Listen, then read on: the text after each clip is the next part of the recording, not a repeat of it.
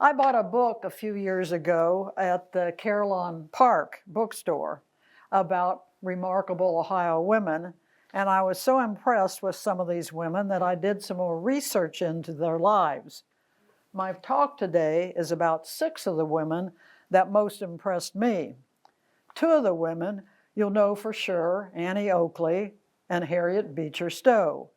The other 4, MaryAnn Bickerdyke, Victoria Woodhull, and Geraldine Mock, and Charity Adams Early, may not be familiar to you, but their lives were just as remarkable.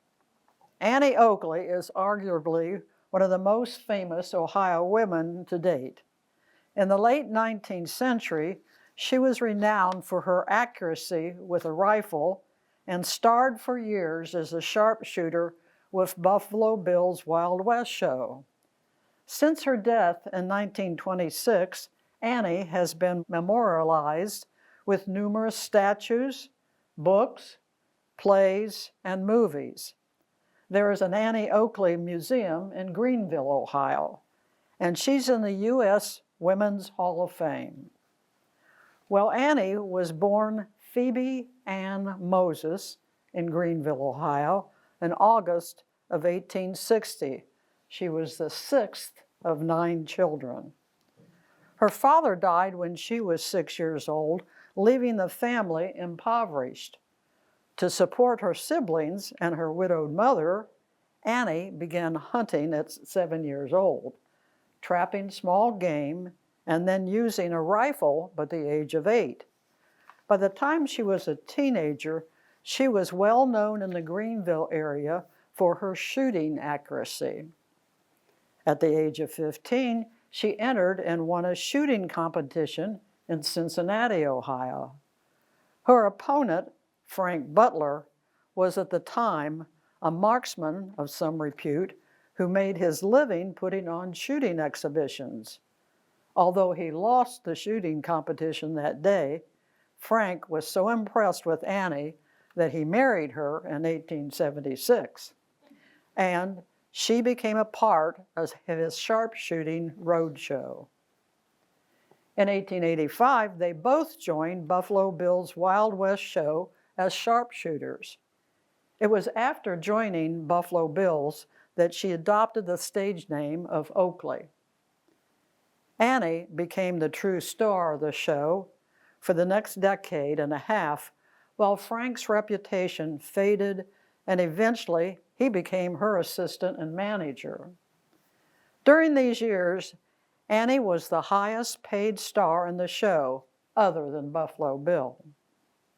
Well, the Wild West show eventually toured Europe in the late 1800s, and Annie performed for many heads of state, including Queen Victoria.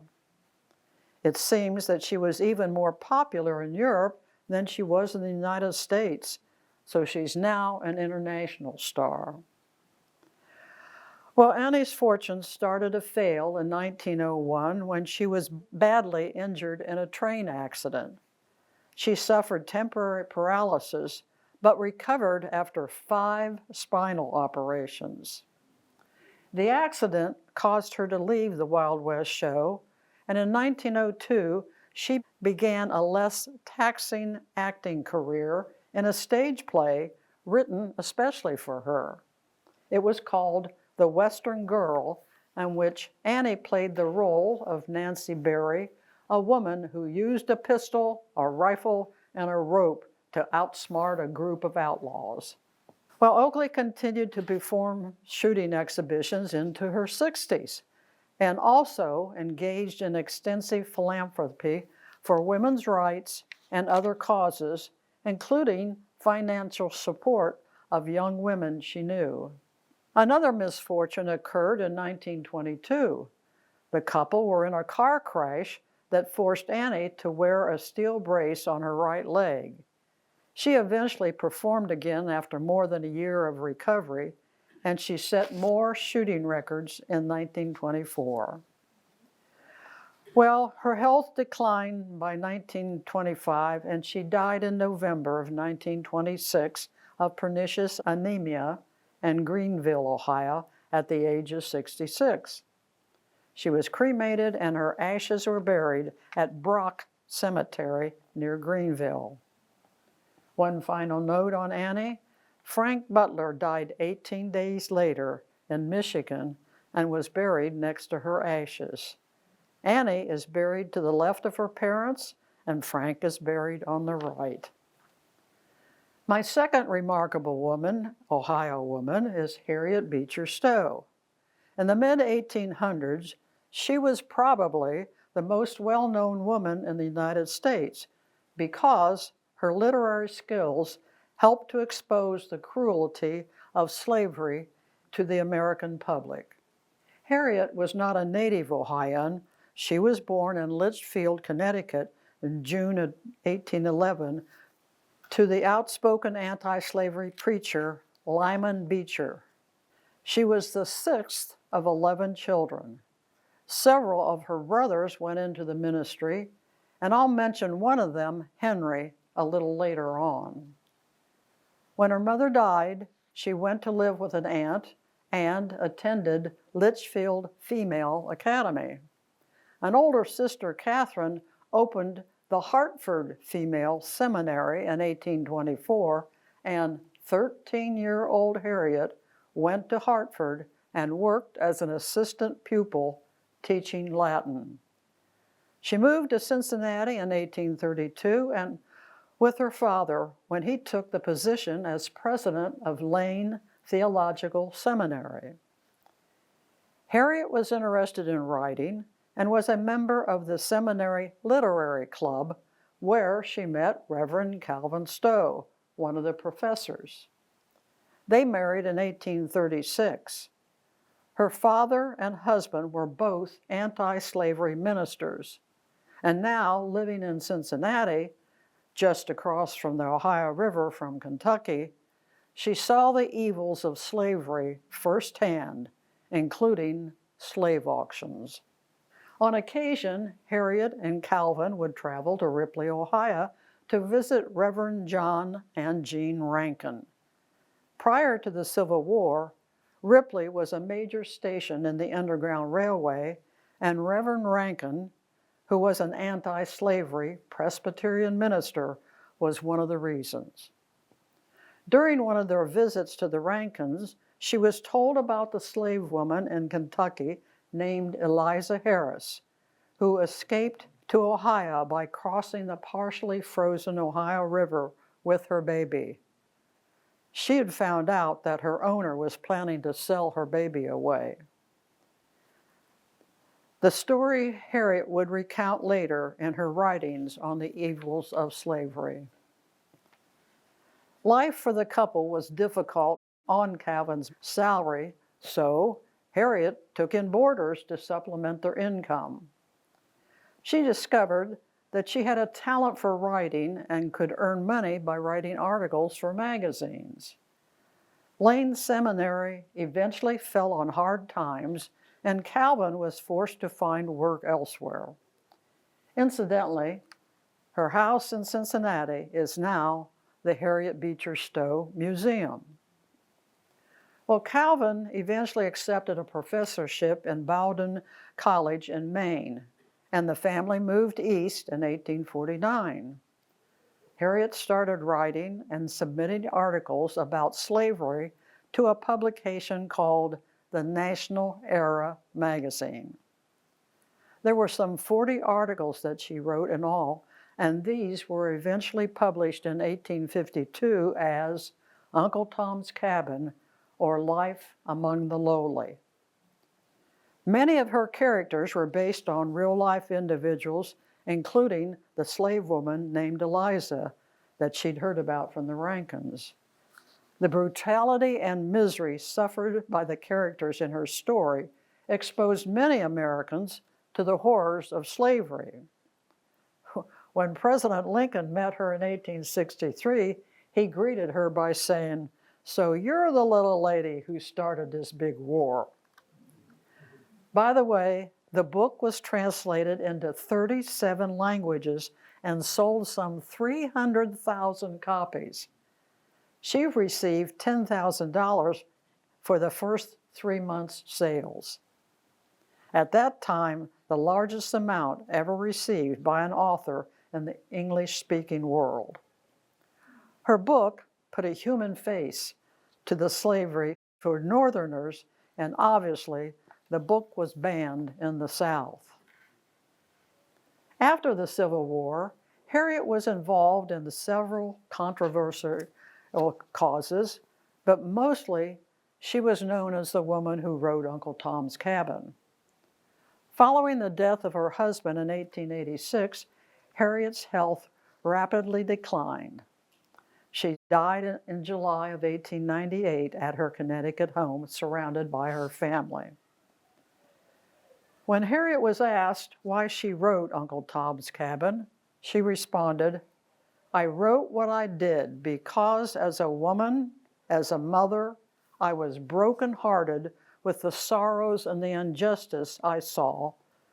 Because as a Christian, I felt the dishonor to Christianity, and because as a lover of my country, I trembled at the coming day of wrath." The next 4 remarkable women in my talk are probably women you may or may not heard of. They're namely MaryAnn Bickerdyke, Victoria Woodhull, Geraldine Mock, and Charity Adams. But when you hear their stories, I think you'll agree with me that they were also remarkable women.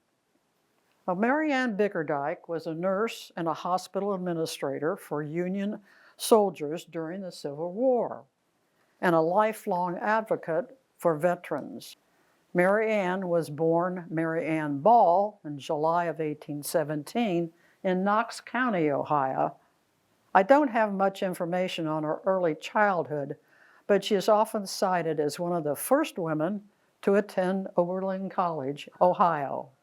As a young woman, she moved to Cincinnati, where she studied homeopathic medicine and considered herself a botanic physician.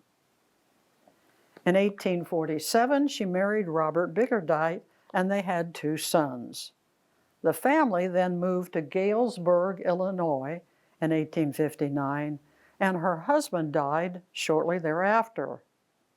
She made her living as a botanic physician, primarily treating her patients with herb-based medicines. So the Civil War starts in 1861, and there were Union forces stationed in Cairo, Illinois. So in support of the war effort, and on behalf of the citizens of Galesburg, MaryAnn delivered $500 worth of medical supplies to the Cairo base. She was appalled at the poor level of care being given to the soldiers in the makeshift hospital. So, without consulting anyone, she set to work improving the facility. In fact, without consulting anyone was the way Mary kind of approached most situations that needed her help.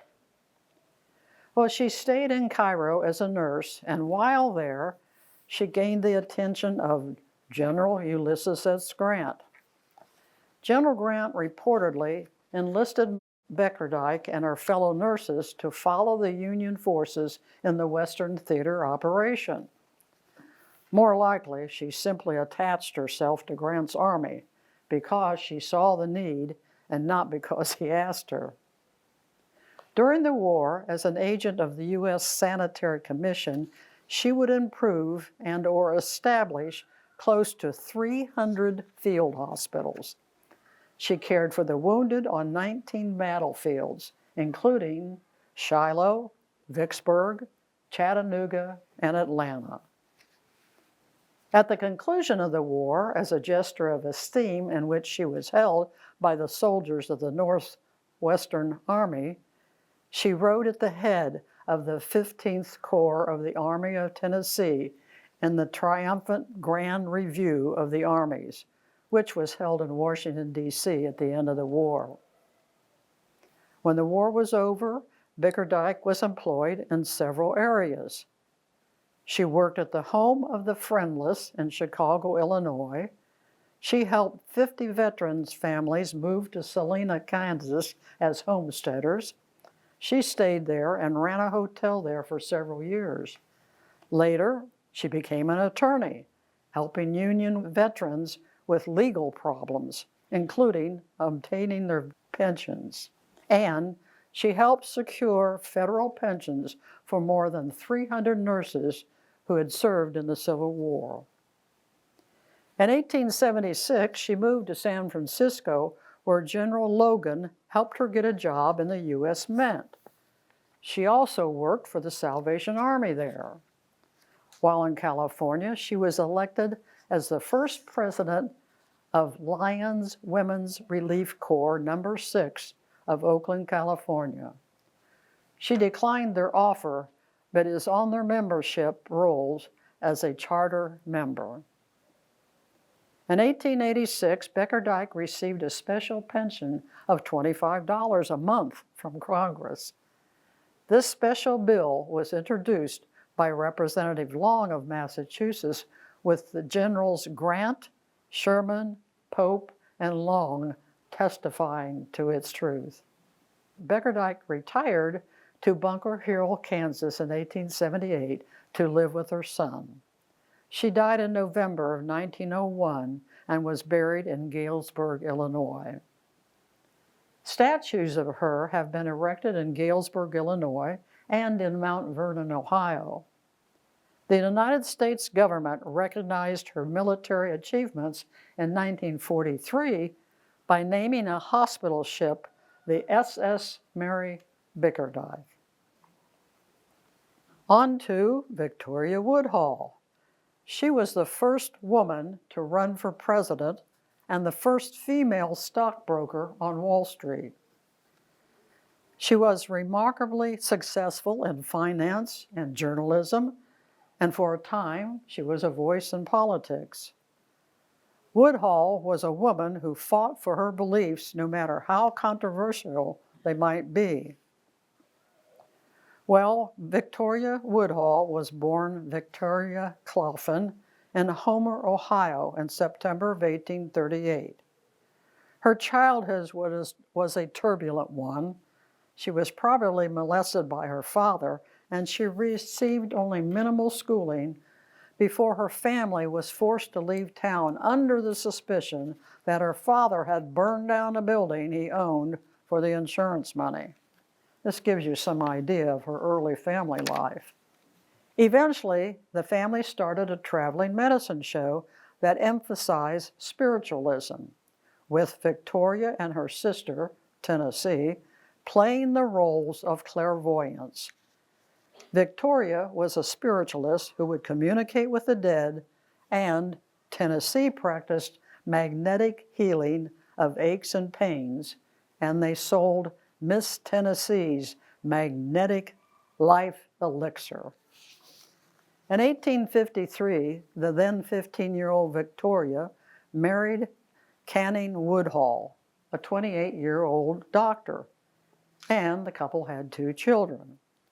Her husband turned out to be an alcoholic who neglected the family, causing Victoria to go to work to support them. Meanwhile, Tennessee had set out on her own as a fortune teller and a healer. Woodhull eventually joined her sister, promoting herself as a medical clairvoyant who could cure the sick and communicate with the dead. Victoria divorced Woodhull in 1865 and became an advocate for the free love movement, which argued that an individual's romantic life should not be fettered by the bonds of marriage. The free love movement also sought to destigmatize divorce and make it easier for wives to leave abusive husbands. In 1866, Victoria married a retired Union Army colonel, James Harvey Blood, a follower of spiritualism, after he sought out her services as a healer. For a short period, he joined Victoria in her snake oil show, and Victoria and Tennessee both found success as clairvoyant mediums, and their work eventually led them to the railroad magnate Cornelius Vanderbilt, who hired them to help him contact his recently deceased wife. Well, they never contacted his wife, but acting on his financial advice, they were able to amass a fortune of almost $700,000, over $15 million in today's. They used the money to start a brokerage entitled Woodhull, Clawson and Company, making them the first women to operate a financial firm on Wall Street, and they were very successful. Woodhull used her financial success to further her political agenda of improving the rights for women, for workers, and the poor. She and her sister soon started publishing a newspaper, Woodhull and Clawson Weekly, a newspaper that supported free love, women's suffrage, and other progressive political reforms. The newspaper was notable for publishing the first English language copy of Karl Marx's Communist Manifesto, and for publishing an account of an affair between the prominent minister Henry Ward Beecher, Harriet's brother, and one of his congregants. The allegations were controversial, and the newspaper faced criminal charges for obscenity, which eventually caused it to shut down. Woodhull became involved in the women's suffrage movement in 1869, and her success as a public speaker on the behalf of the cause led her to take a prominent role at the suffrage conventions in the next few years. She made history in 1871 when she became the first woman to testify before a committee of the U.S. House of Representatives, joined by fellow suffragette Susan B. Anthony in front of the House of Judiciary Committee. Woodhull argued that American women already possessed the right to vote under the 14th and 15th Amendments, and called on them to draft legislation that clarified women's rights to vote. However, the committee failed to take action on her proposal.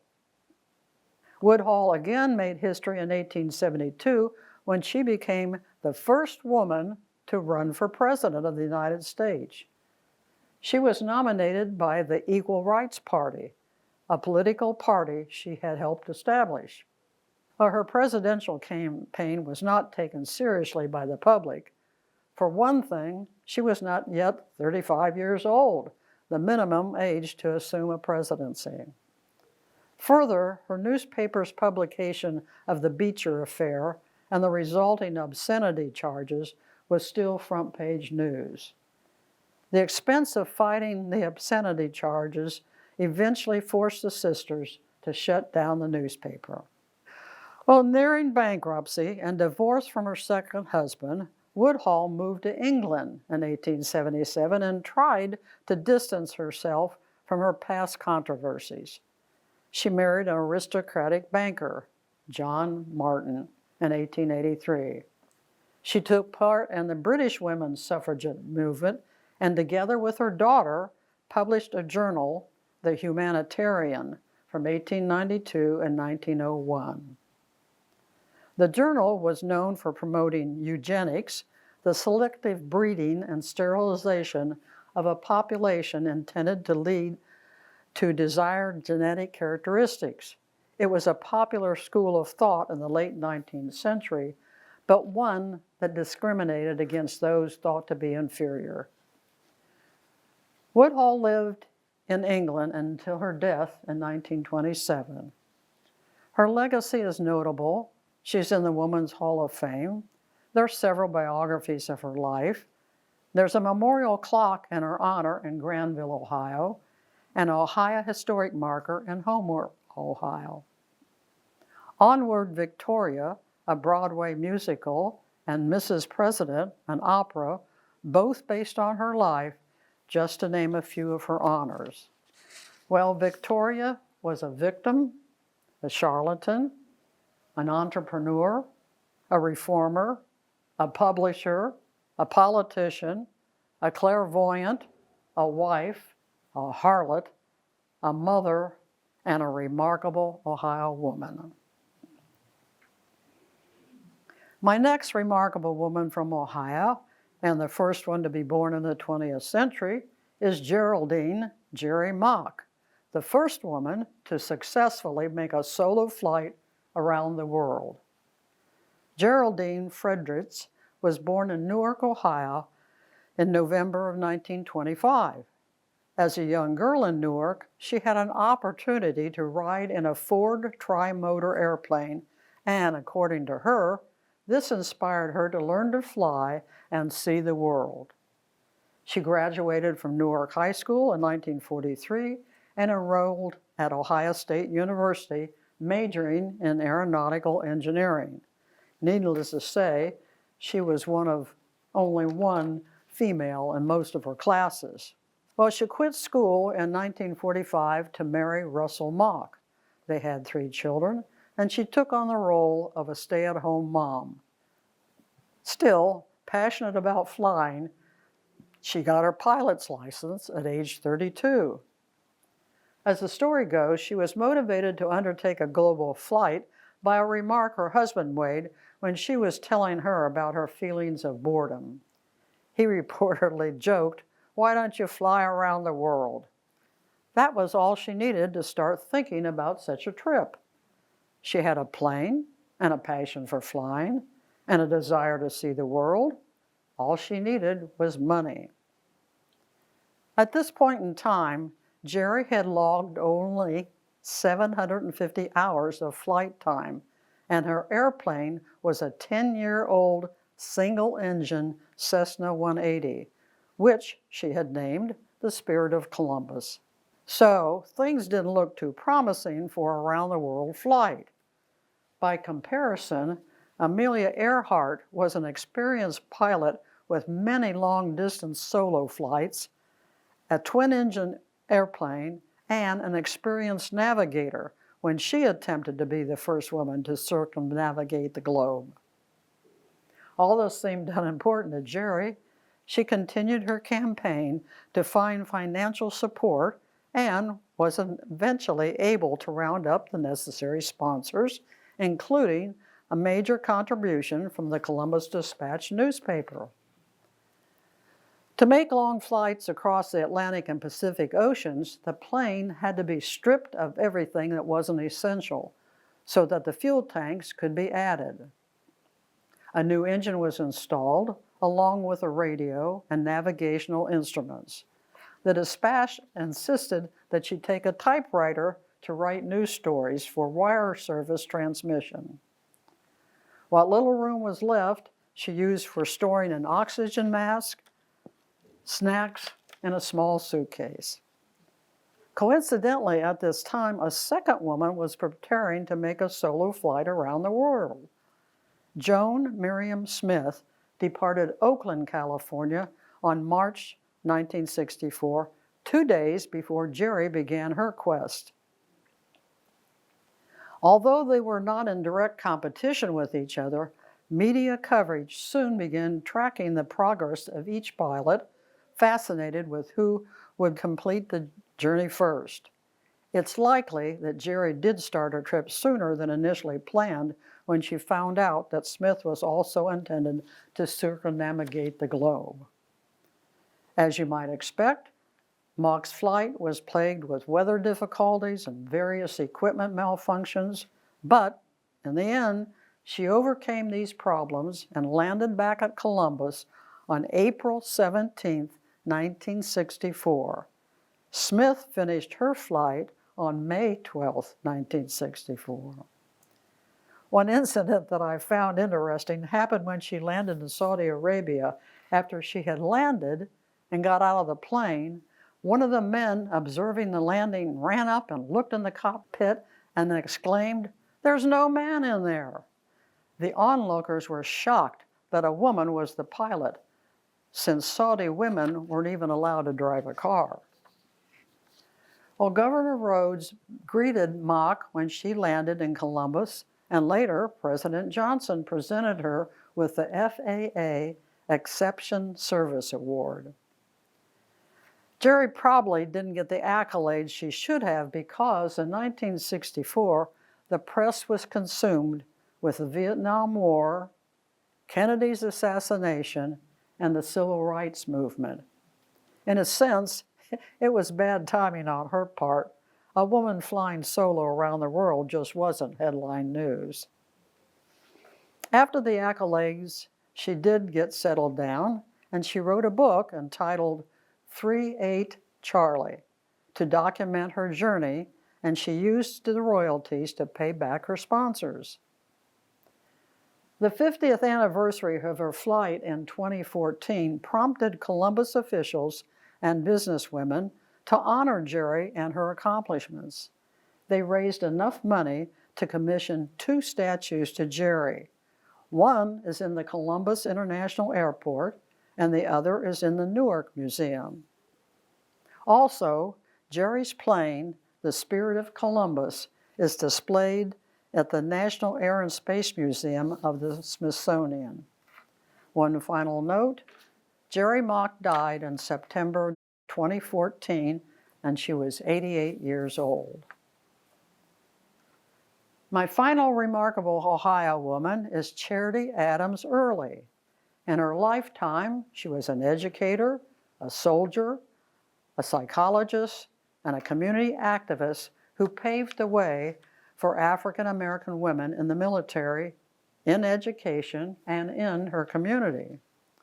Perhaps her most prominent role was leading the first African American women unit of the Army on a tour of duty overseas during World War II. Well, to go back, Charity Adams was born in December of 1918 in Kittrell, North Carolina, but she grew up in Columbia, South Carolina. Her father, a minister, and her mother, a teacher, sought to instill in their children a love of books and learning. Charity graduated as a valedictorian from Booker T. Washington High School and attended Wilberforce University, majoring in mathematics, Latin, and physics.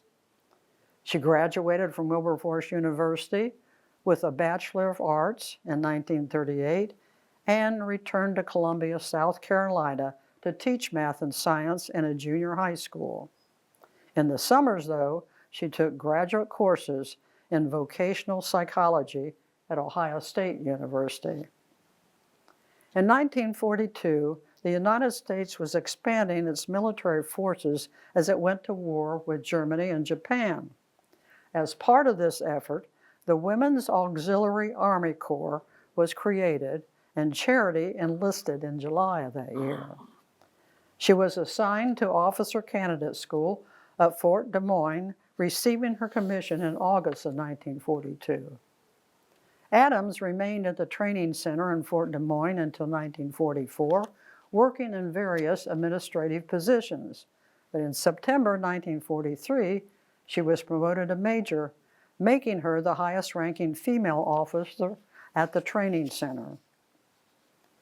In late 1944, Charity was put in charge of the 688 Central Postal Directory Battalion, whose mission was to organize and direct mail to U.S. servicemen fighting in Europe, mail that had gone undelivered for months and months. The battalion was faced with hangars full of undelivered letters and packages, which needed to be sorted and redirected to soldiers. Major Adams had 855 women in the battalion, working around the clock in 3 8-hour shifts, 7 days a week. They were given 6 months to get all the backlogged mail to the troops, and they were able to accomplish their goal in 3 months. Adams estimated that the unit handled approximately 65,000 pieces of mail per day. Growing up in the South, Charity had experienced the indignity of segregation. She also faced discrimination in the Army, but was not afraid to stand against it. On one occasion, when the Red Cross tried to donate equipment for a new segregated recreation center, Adams refused it because the women of her unit had been sharing the recreation center with women of the white units. On another occasion, When a general told her that he was going to send a white lieutenant down to show her how to run her unit, Adams reportedly said, "Over my dead body, sir." This obviously didn't go over well with the general, and he threatened to court-martial her for disobeying orders. But in the end, no charges were filed, and he later came to respect her for her integrity and leadership. Adams was promoted to lieutenant colonel in December of 1845. This rank was the highest possible promotion for any woman in the Women's Army Corps. She retired from the Army in 1946 and returned to Ohio State University to complete her master's degree. Following the completion of her degree, she took a variety of positions in academic administration. In 1949, she married Daytonian Stanley Early Jr. The couple then moved to Zurich, Switzerland, while he completed his medical degree. The Earlys returned to the United States in 1952 and settled in Dayton. Stanley practiced medicine, and she was involved in community and civic work until her death in January 2002. She sat on a number of governing boards, including the Dayton chapter of the American Red Cross, Sinclair Community College, and the Dayton Par and Light Company. She was the founder of the Black Leadership Development Program in Dayton, which seeks to educate and train African Americans to be leaders in their communities. Charity Adams Early was given many honors and awards during her lifetime, too many to mention here. But I will point out that she has honorary doctorates from Wilberforce University and the University of Dayton, and the Dayton Public School System has named one of their all-girls schools for her. If you're interested in learning more about Charity and the 6888 Central Postal Directory Battalion, she wrote a book entitled One Woman's Army about her experience as a Black female officer, which is still available on Amazon. Finally, I would recommend watching the movie 6888, which is showing on Netflix. Well, I was personally awed by the accomplishments of these 6 women, and I suspect that you may know other remarkable Ohio women who are just as deserving of being mentioned. One thing I'm sure of, Ohio women will continue to do remarkable things. Thank you.